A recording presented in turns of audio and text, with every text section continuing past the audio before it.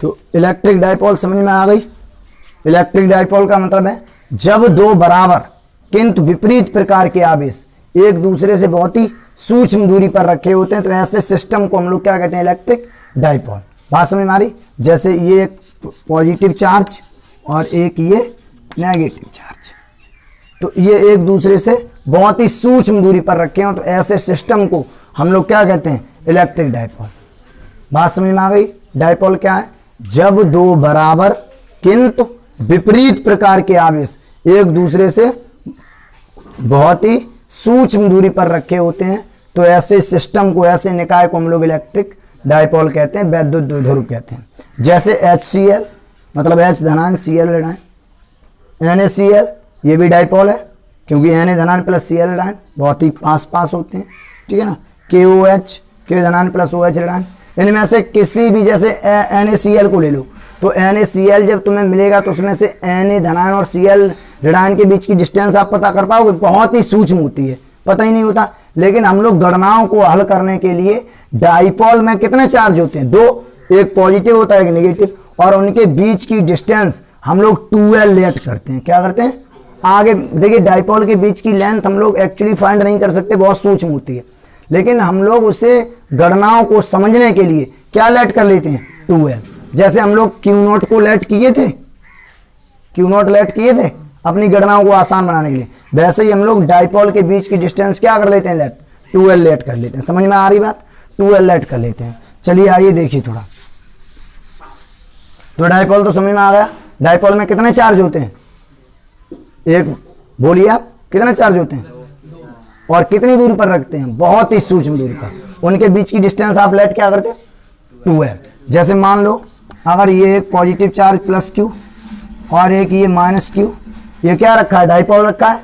समझ में आ गया, ये डाइपोल है या नहीं है, ये डाइपोल है या नहीं है, डाइपोल है। इनके बीच की दूरी क्या मानोगे, 2l। और इन आवेशों को मिलाने वाली जो रेखा है इसको हम लोग डाइपोल की अक्ष कहते हैं। क्या कहते हैं, अगर डाइपोल का हम पॉइंट मध्य बिंदु वो ले लें, अगर डाइपोल का मध्य बिंदु क्या ले लें, तो समझ में आ रहा है ये डिस्टेंस क्या होगी, l, और ये डिस्टेंस भी क्या होगी, l।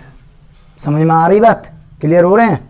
अच्छा एक बात बताइए, डाइपोल के पास कितने चार्ज हैं, दो। प्रत्येक चार्ज इलेक्ट्रिक फील्ड बनाता है, तो निश्चित बात है डाइपोल भी इलेक्ट्रिक फील्ड बनाएगा, और जब डाइपोल इलेक्ट्रिक फील्ड बनाएगा तो हमसे पूछ भी सकता है कि इंटेंसिटी ऑफ इलेक्ट्रिक फील्ड क्या होगी किसी डाइपोल के कारण। जैसे एक आवेश के कारण तो हमें इंटेंसिटी पता थी यार, डिस्टेंस पर क्या थी, E बराबर 1/4 pi epsilon not Q by R। ये डाइपोल भी तो इलेक्ट्रिक फील्ड बनाएगा, तो इसके कारण इलेक्ट्रिक फील्ड क्या हो सकता है, तो वो हम लोग आगे समझेंगे। उससे पहले हम लोग एक और चीज समझने आ रहे हैं, डाइपोल तो समझ में आ गया, एक और चीज समझने जा रहे हैं, जरा ध्यान दीजिए। इलेक्ट्रिक डाइपोल मोमेंटम, क्या समझने जा रहे हैं, इलेक्ट्रिक डाइपोल मोमेंटम।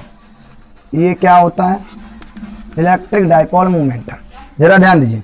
वैद्युत द्विध्रुव आघूर्ण, वैद्युत द्विध्रुव आघूर्ण, ये क्या होता है, वैद्युत द्विध्रुव आघूर्ण। देखिए डाइपोल में कितने चार्ज होते हैं, डाइपोल में कितने चार्ज होते हैं, दो। एक क्या होता है पॉजिटिव, एक क्या होता है, उनके बीच की डिस्टेंस क्या होती है। हम इलेक्ट्रिक डाइपोल मूवमेंट को P से शो करते हैं, किससे शो करते हैं, वैद्युत द्विध्रुव आघूर्ण को किससे शो करते हैं, P से। अब देखिए P द्विध्रुव आघूर्ण की परिभाषा क्या है, डाइपोल के दोनों आवेशों में से कोई एक आवेश, चाहे पॉजिटिव यूज करो चाहे नेगेटिव, और उनके बीच की दूरी कितनी है, के गुणनफल को हम लोग कहते हैं इलेक्ट्रिक डाइपोल मोमेंटम। समझ में आ रही बात, मतलब विद्युत द्विध्रुव आघूर्ण कोई आपसे पूछता है तो आप बताएंगे कि दोनों आवेशों में से कोई एक आवेश और उनके बीच की दूरी क्या लेते हैं, 2l, के गुणनफल को हम लोग कहते हैं वैद्युत द्विध्रुव आघूर्ण। अगर इसका मात्रक चेक करें तो आवेश का मात्रक कूलम, दूरी का मात्रक क्या होता है। अगर इसकी विमा चेक करें तो आवेश की विमा क्या होती है, AT, और दूरी की विमा क्या होती है, L, तो इसकी विमा हो गई ATL, मतलब अटल। समझ में आ गई। वैद्युत द्विध्रुव आघूर्ण एक वेक्टर क्वांटिटी है, कैसी क्वांटिटी है, वेक्टर। अब अगर ये वेक्टर क्वांटिटी है तो इसमें डायरेक्शन होगी, क्योंकि कोई भी वेक्टर क्वांटिटी परिमाण के साथ साथ किससे मिलकर बनती है, दिशा से।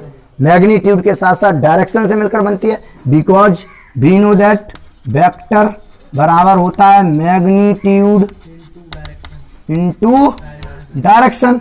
तो प्रत्येक वैद्युत द्विध्रुव आघूर्ण की अपनी दिशा होगी, तो द्विध्रुव आघूर्ण की जो दिशा होती है, डायरेक्शन होती है, वो सदैव नेगेटिव से पॉजिटिव की ओर होती है। किधर होती है? नेगेटिव से पॉजिटिव। समझ में आ गई? वैद्युत द्विध्रुव आघूर्ण की डायरेक्शन किधर होती है? नेगेटिव से पॉजिटिव की ओर। बात समझ में आ गई?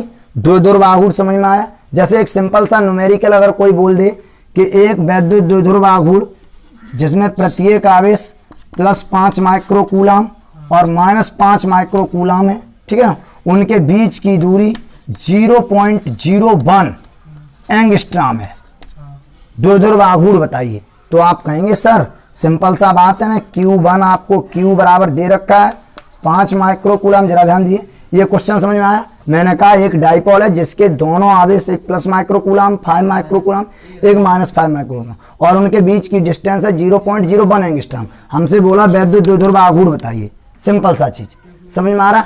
तो हम लोग सीधा कहेंगे सर, क्योंकि हम जानते हैं Q बराबर आपको दिया 5 माइक्रोकूलम, इसका मतलब 5 × 10⁻⁻, क्या होता है 6 कूलम, और R बराबर दिया, R डाइपोल के बीच की दूरी हम R नहीं लेते हैं, क्या लेते हैं 12, और 12 हमको कितना दिया 0.01 एंगस्ट्रॉम को चेंज करेंगे 10⁻10 मीटर। अब इसे करेंगे तो P बराबर क्या होता है Q × 12। तो यहाँ पर मान जब हम रख देंगे तो P बराबर Q की वैल्यू क्या है 5 × 10⁻10 × 12 की वैल्यू क्या है वो सॉरी 6, और ये 0.01 × 10⁻10। इसको हम लोग हल करेंगे तो हमें क्या कूलम इंटू मीटर में आंसर मिल जाएगा। समझ में आ रहा है? तो this is electric dipole momentum.